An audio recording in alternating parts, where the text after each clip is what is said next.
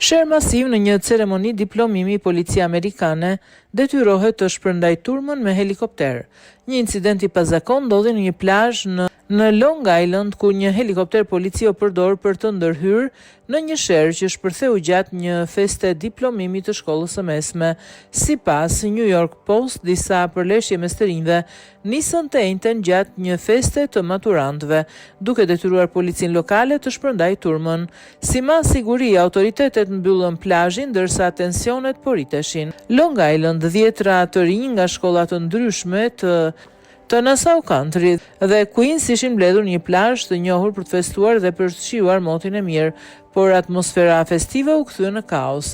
Një video postuar në rrjet tregon momentin kur një helikopter i policisë fluturon ulët dhe në mënyrë agresive mbi turmën, duke bërë që shumë të rinj të shpërndahen me panik nga zona. Autoritetet nuk kanë raportuar për të lënduar, por ngjarja ka ngritur dyshime për sigurinë në tubime masive të rinjve.